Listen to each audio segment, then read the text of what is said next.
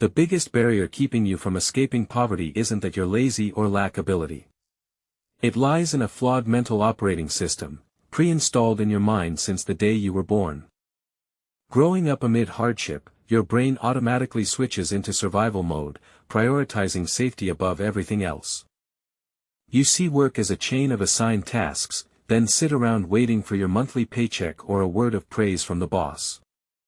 The one holding the reins out there sees the world as a chessboard. People, money, and rules are all pieces that can be arranged.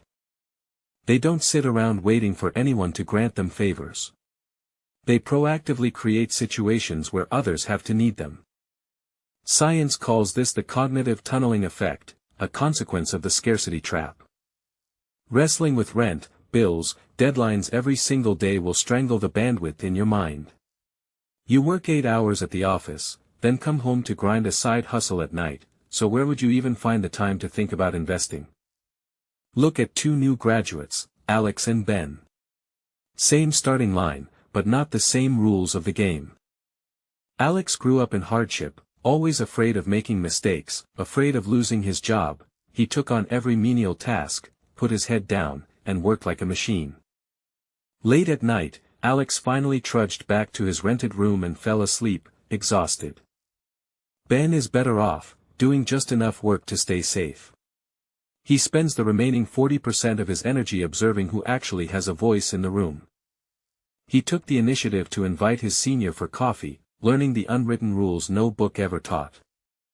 2 years later, the company restructured. Ben was promoted to become Alex's direct manager, even though his technical expertise wasn't necessarily any better. It's not injustice. One person was chosen to be a tool of labor. The other was chosen to be the chess player. The first barrier: you don't understand the human nature of those around you. The tragedy of someone who only knows how to keep their head down and work is believing in a fairy tale: do good work and the boss will naturally notice. But your capability isn't an objective number. It only exists through the perception of the person holding decision-making power. Some people naively trust others unconditionally, only to end up having their credit stolen. Some people are suspicious of everyone, turning themselves into an isolated island within the group. Some programmers write code so clean it's flawless, yet they dodge every meeting, thinking the code will speak for itself. By the time the company cut staff, management chose the person who knew how to present and reassure the team, not the best coder. That skilled programmer stayed stuck in the same position, salary frozen in place. With his own hands, he stripped away his own opportunities. The second barrier: you mistakenly believe that only sweat and tears count as clean money.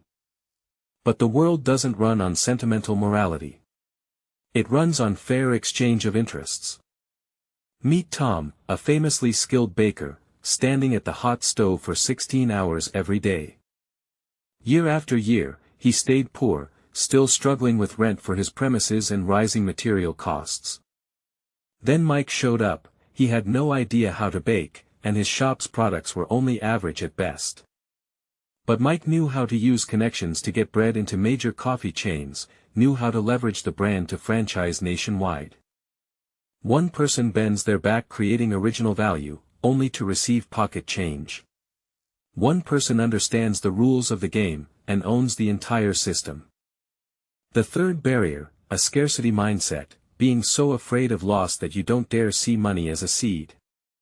The poor thinker deposits money in the bank, where the paltry interest rate lets inflation gradually erode it year after year. Or worse, they pour everything into one shiny car just to show off to friends, satisfying a fleeting sense of pride. Resource-minded thinkers do it differently. With $10,000 in hand, they split it into 3 parts. $3,000 to take an in-depth skills course, upgrading my own money-making weapon.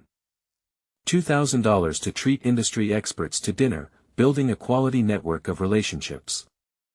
With the remaining $5,000, they pooled their capital to partner on a small project with the very same person they had just met, accepting risk in exchange for a shot at a big leap forward. Working hard blindly, without strategy, is essentially laziness of thought, an excuse to avoid having to think. This world doesn't owe you fairness the way you learned it in school. The real rules of the game are far more brutal and pragmatic. The safe zone you're clinging to is nothing but an invisible cage confining your own potential. You don't get to choose where you were born. But you do get to choose how you play the game of life. Don't be a pawn, learn to be a chess player.